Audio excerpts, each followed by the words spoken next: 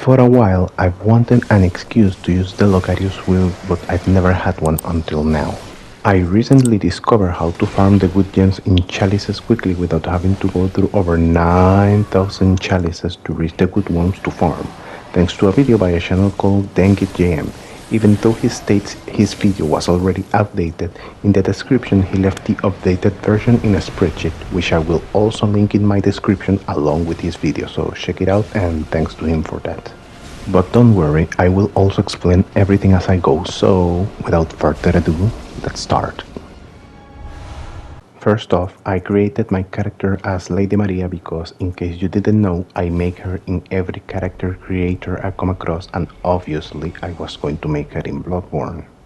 Then I went ahead and chose a temporary weapon because obviously this is going to get replaced later by the Logarius Wheel, but for now I'm going to use the Soul Cleaver. Then I went around Yarnam collecting all the blood shards I could find so I could upgrade my weapon. Keep in mind that if you plan to upgrade your temporary weapon to +3 and have enough to upgrade your weapon of choice later to +3 as well, you will want to collect at least 32 blood shards, which can be done by collecting all the lootable ones in Yarnam, Cathedral Ward and Old Yarnam. Now it's time for Papa G, which I shiz him because I never really done it, but the clip got corrupted, so here, look at this failed attempt of me trying to do it.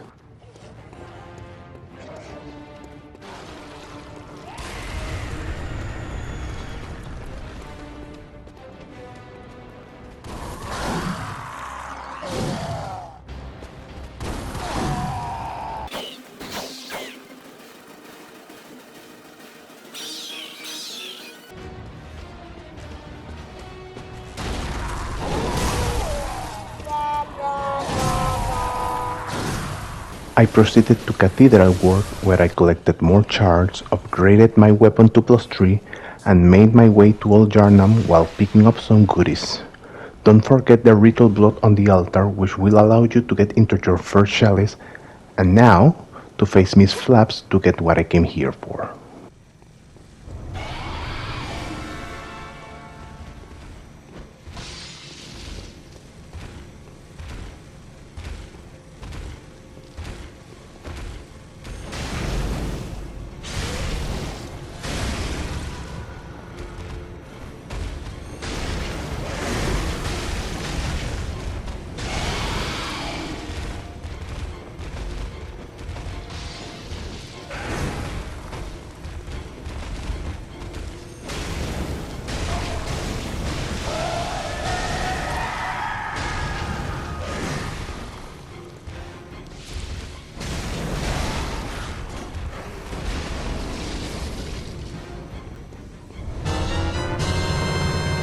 Okay, now that you have your first chalice, here's where the real tedious process begins. First off, you want to go to the Hunter's Dream.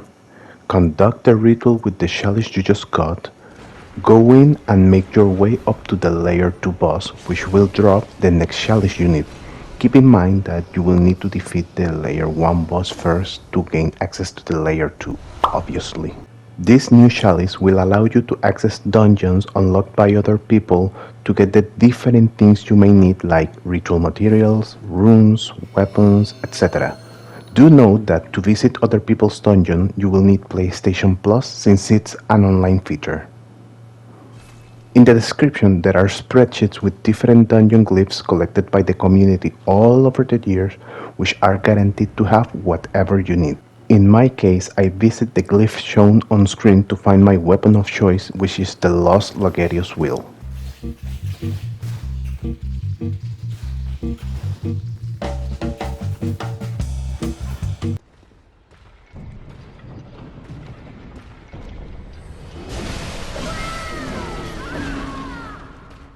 Now, I go back to the main game for a moment, get snatched by Mr. Sackman here to the jail,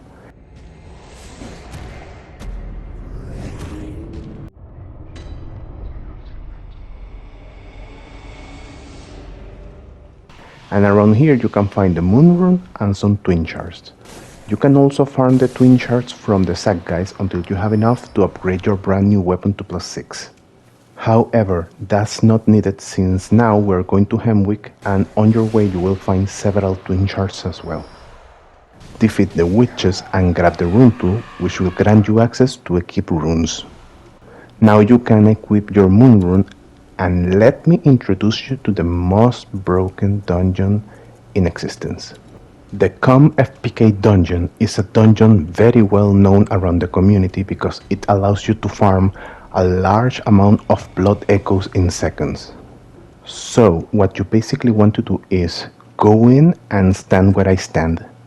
Wait until that health bar ticks down and you will receive around 80,000 echoes. And if you're wearing the moon rune, you will receive around 90k echoes. Repeat this ad nauseum until you're satisfied, and this is how you get your stats to the level you desire. Now you have two options. Do you want to get your weapon to +10 now, or stay at +6 and wait until later until you have the 3 important chalices?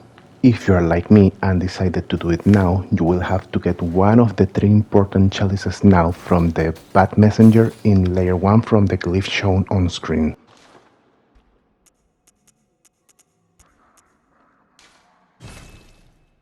Now, with that chalice, you have access to the reverse step dungeons, or at least the 2 metal layers.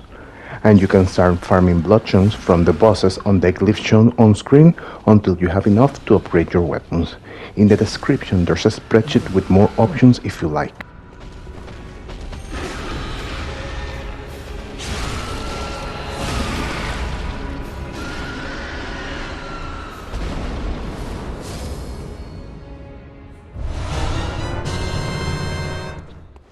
If you're lucky, you can get a blood rock as well from the layer 3 boss as a drop while farming chunks, but if you're not, you can visit the glyph on screen for a blood rock in a chest.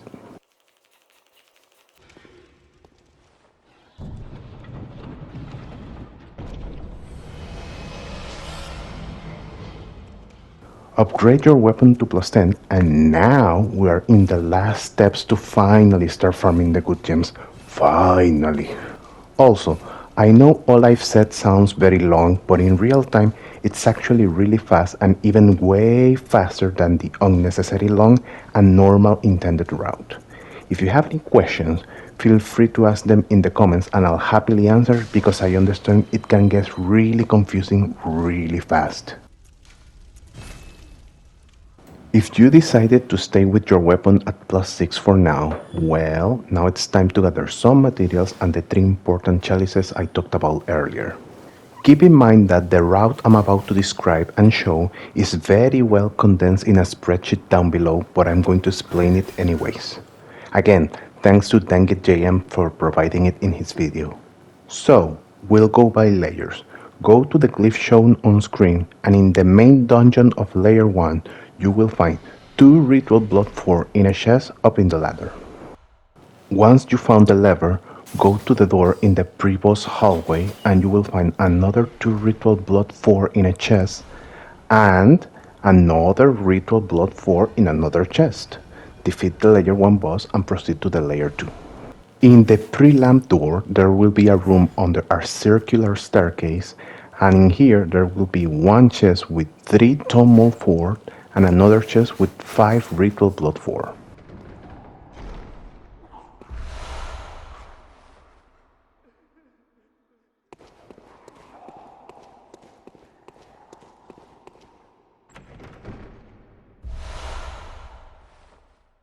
Now find the lever, and in the pre-boss door there will be 2 infected organs in a coffin.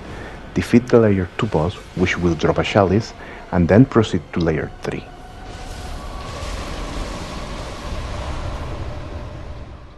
In the main dungeon of layer 3 there will be a room with a lot of chests. Loot them all if you want, but make sure you're obtaining at least 3 Tomb Mold 4, 3 infected organs and 2 sage hairs.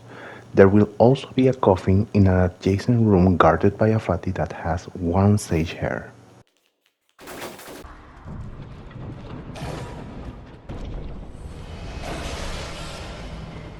There's no need to defeat the layer 3 boss, so go back to the Hunter's Dream and go to this other glyph shown on screen, Defeat the layer 1 boss and proceed to layer 2.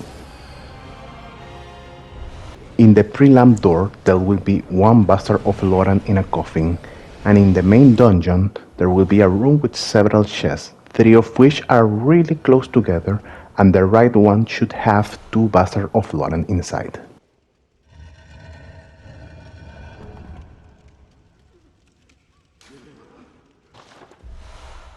And now, drumroll please, with all materials gathered and your new chalice, you can conduct the ritual. Don't forget to check the curse, rot, and fetid options, this is important. And ta-da! You will now have access to all the false depth dungeons to farm the good gems. Finally! And now, one final step before starting farming the gems. Go to the glyph shown on screen, and in the pre-lamp door there will be a bad messenger that sells 5 chalices, 4 if you want the plus 10 weapon route.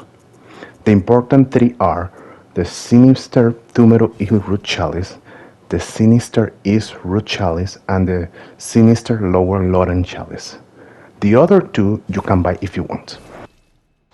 And now you are finally all set up to go to any of the top tier FRC dungeons to farm any gems you like for any weapon you like. In my case, since I'm using the Lost Logarius Wheel, I need Nourishing Gems, which boost all attack types.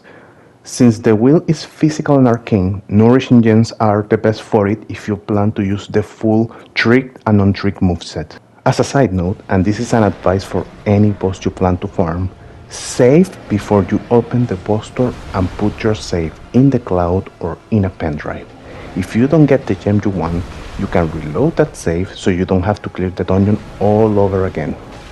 If you decide to do the cloud method, remember to deactivate auto-upload, else your save will be overwritten.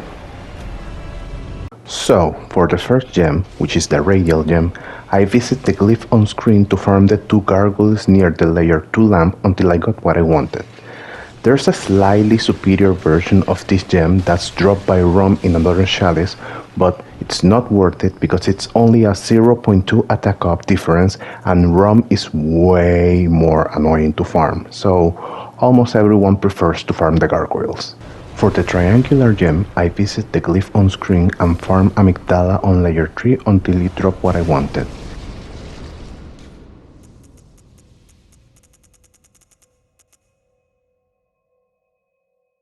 And the same thing for the waning gem, but in this other glyph.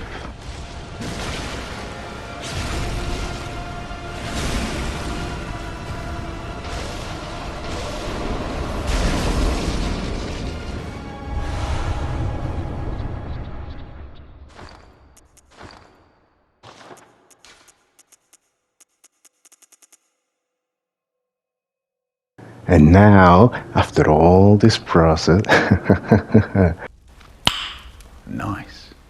the wheel is all set up, my stats are where I want. I'm not going to level up anymore until the end. I'm going to keep it as you see it on screen until the end. And well, time for some wheel action. Enjoy!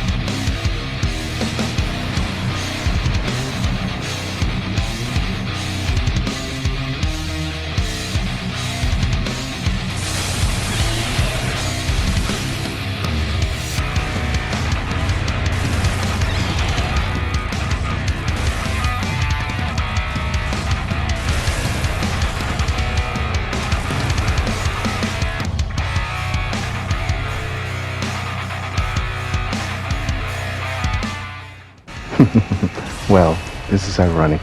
Logarius was my first hiccup. I'm not even mad about that. That's very fitting for this video.